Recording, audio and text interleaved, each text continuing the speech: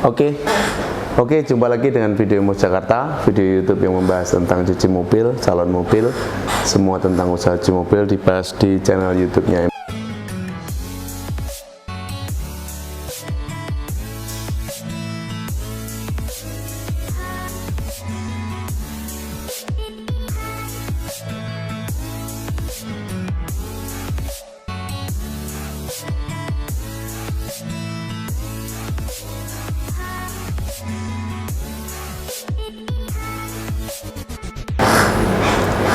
Saya kali ini akan bikin konten ya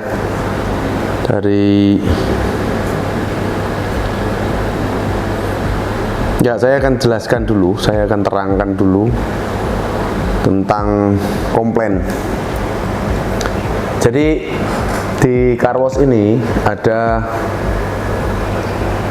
dua kategori komplain ya. Saya harus terangkan bahwa ada dua dulu kategori komplain. Yang pertama, komplain yang memang disengaja atau berupa apa ya, istilahnya kekonyolan. Terus yang kedua, komplain yang bikin kita pinter. Jadi ada dua komplain ini saya kategorikan karena saya temui di lapangan, makanya saya informasikan kepada Anda bahwa ada dua komplain biasanya di sini. Anda yang sudah di bidang car wash, mungkin cuci mobil atau cuci motor, pasti sudah menemui komplain. Yang cuci motor kadang ada motor Matic bagus, misalnya Honda PCX, misalnya nih, saya kategorikan itulah cuci motor. Tahu-tahu hilang, nggak ada suara, tahu-tahu nggak bisa nyala. Datang nih bisa nyala, ya kan? Datang nih bisa nyala, turun cuci, tahu-tahu nggak bisa nyala. Nah, ini biasa. Ini masuk kategori komplain mana ini kalau menurut Anda? Kalau menurut saya ini masuk kategori komplain yang pintar. Nah, ini bagi saya ya, komplain ini masuk kategori komplain yang pinter. Terus kemudian ya memang pelanggan nggak mau tahu dong, karena motor masuk nyala kok, setelah dicuci nggak bisa nyala. Kenapa saya kategorikan contoh kasus yang kecil ini adalah komplain kategori pinter? Karena kita bisa antisipasi nanti ke depan solusinya seperti apa. Nah, itu beda lagi kontennya nanti. Ya, saya cuma mau bahas komplain aja di sini. Komplain, ada beberapa komplain. Nah, terus kemudian komplain yang kalau mobil, misalnya dalam satu tempat ada baret yang sama-sama tidak tahu. Saya punya mobil. Kadang saya tidak tahu mobil saya itu baret kenapa. Nah ya, kadang saya tidak tahu loh mobil itu baret kenapa. Terus saya cuci mobil misalnya, cuci mobil di tempat pencucian mobil. Setelah saya cuci mobil, saya tahu mobil saya baret, baru ketahuan oleh saya. Padahal kalau kita tarik ke belakang, sebelum masuk cucian mobil itu sudah ada baretnya. Tapi kita nggak tahu, pemilik nggak tahu, saya sendiri nggak tahu misalnya. Kemudian saya masuk cucian mobil, setelah keluar dari cucian mobil saya ketahuan baretnya. Ini masuk kategori komplain yang bikin pinter. Karena komplain-komplain seperti ini bisa menemukan solusi, jawaban, terus kemudian antisipasi. Kenapa saya namakan ini komplain pinter? Yaitu solusinya. Ya. Terus kemudian ada contoh kasus lagi komplain pinter itu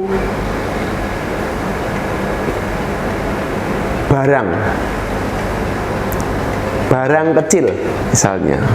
Pernah loh saya temui orang kehilangan cincin yang harganya 30 juta. Terus pernah lagi orang yang kehilangan emas batangan yang katanya di bawah karpet itu seharga 50 juta. Pernah. Jadi pengakuannya kehilangannya di car wash. Ini komplain yang bikin pinter. Kita harus akui kalau kasus-kasus seperti ini bisa mengasah otak kita untuk terus bisa menciptakan sistem antisipasi di lapangan. Kalau ada orang yang begini lagi nanti bisa. Tapi di luar kesemuanya itu, kita punya backup yang namanya CCTV yang sekarang kualitasnya sudah HD. Ya, jadi kejadian kecil sekecil apapun, semencurigakan apapun, kejadian itu bisa terekam semuanya melalui CCTV kita. Di semua cabang, minimal 14 titik. Lokasinya, titiknya tempat-tempat strategi. Jadi kira-kira nanti ada di sini ditemukan kemungkinan untuk kecurangan atau apa, nanti ditemuin ada di situ. Ya. Terus tiga contoh kasus ya, 3 contoh kasus komplain yang bikin pinter sama komplain yang konyol. Komplain konyol ini ada kasusnya sering terjadi dan pernah terjadi. Yang pertama adalah antrian mobil customer ke selip. Misalnya nih, rame ya. Ini saya contoh kasuskan yang rame.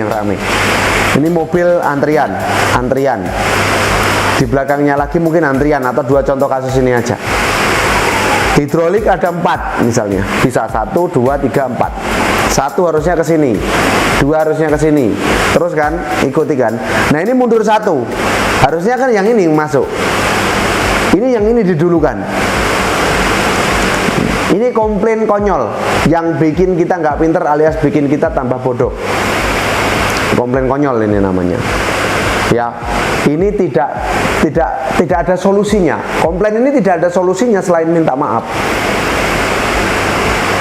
Saya paling nggak bisa ngadepin komplain yang seperti ini. Berargumen seperti apapun kita tetap nggak bisa. Dan hanya satu solusinya adalah minta maaf. Minta maaf. Ya kita siap aja dimaki-maki orang ketika seperti ini. Apalagi orang tersebut orang yang sudah nggak seneng dengan cucian kita, mungkin ada bibit-bibit nggak seneng, terus ada kesalahan seperti ini, siap-siap aja kita dimaki-maki. Ya. Terus kemudian yang kedua contoh kasusnya, komplain konyol yang dibikin kita nggak pinter itu mobil nabrak. Nabrak. Karena dari satu outlet misalnya kita taruh 20 orang misalnya nih ya. Terus kemudian yang setir itu 4 orang yang bisa setir, driver yang bisa pindah-pindahkan mobil itu 4 orang misalnya seperti itu. Jadi 4 orang. Nah ada yang sudah bisa tapi bisa-bisaan, belum terlatih gitu. Dia coba, karena mungkin begini, dalam situasi kondisi itu seperti ini. Kondisinya di lapangan memang 4 orang ini lagi dalam aktivitas semua. Nah kemudian mobil ini harus segera keluar, yang dari parkiran, dari cucian mobil dipindah ke pengeringan kan, dari cuci hidrolik pindah ke pengeringan untuk dikeringkan kan, harus segera dikeluarkan untuk antrian tadi masuk. Iya, itu alasan-alasan yang kita temukan di lapangan. Nah setelah itu dia nabrak, bres. Ya sama solusinya, selain minta maaf nggak ada. Kalau keselip mungkin cuma dimaki-maki aja. Tapi kalau nabrak tadi sudah dimaki-maki, kita harus ganti kerusakannya. Ini saya nggak bisa temukan solusinya. Untuk kasusnya ya, antisipasinya kita sudah pasti ada. Ya sebenarnya nabrak itu memang kesalahan sistem lapangan. Nabrak itu. Karena memang driver itu kadang belum dibolehkan untuk membawa mobil. Driver yang belum terlatih ini belum dibolehkan membawa mobil. Biasanya dia nekat bawa mobil dengan alasan tadi, semua driver lagi sibuk pak, gitu. Ini 2 contoh yang kedua. Ya, terus contoh yang ketiga, celaka ini ada beberapa unsur, ada beberapa kategori. Ya, celaka itu ada yang nutup kap mesin, itu ada yang dibanting, ada yang error loh dibanting. Terus kemudian ada yang belum, kan ada mobil yang hidroliknya itu, yang dia sistem buka kapnya itu pakai hidrolik, set, buka kapnya pakai hidrolik. Nah itu kan tinggal tutup saja, ya misalnya kayak BMW, Mercy, itu kan tinggal tutup saja. Tapi ada mobil kan yang kayak mobil Jepang, Avanza, Innova, Fortuner, itu kan harus pakai penyangga. Ya, ini kasusnya ya.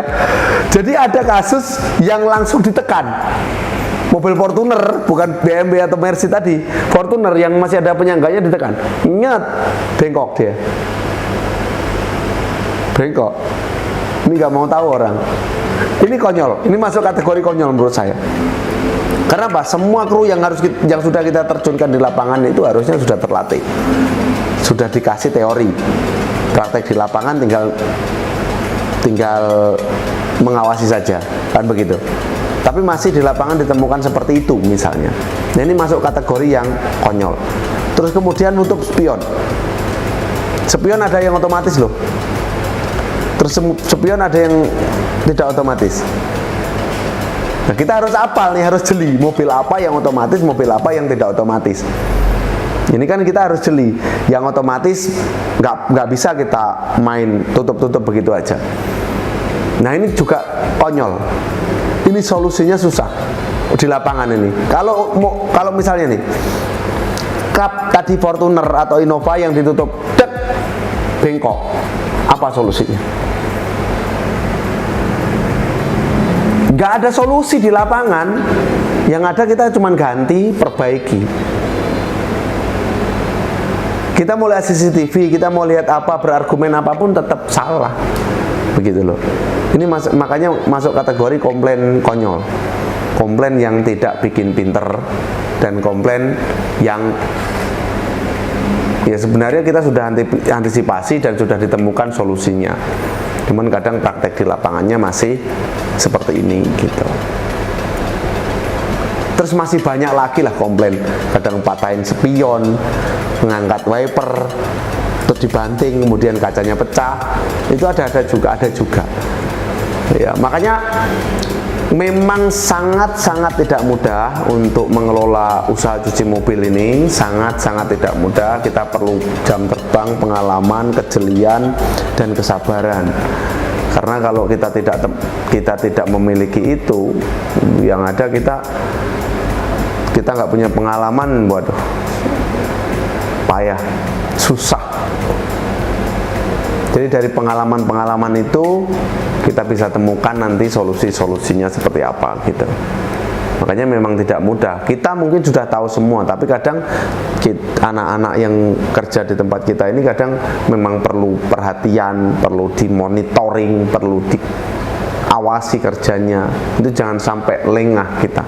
Sistem itu yang harusnya kita ciptakan untuk kebaikan perjalanan operasional ke depan. Gitu loh. Berjalannya outlet maksud saya. Ya jelas ya, ada 6 contoh, 3 contoh, tapi masih banyak lagi seperti yang saya katakan tadi, masih banyak lagi contoh kasus yang berbeda. Nanti Anda bisa kategorikan sendirilah, ada yang bikin pinter, ada yang bikin kita nggak pinter menghadapi komplain ke depannya. Oke? Mungkin itu saja video kali ini. Jangan lupa subscribe channel Emos Jakarta, terus nyalakan lonceng notifikasinya. Embos, tempat yang tepat untuk merawat mobil Anda.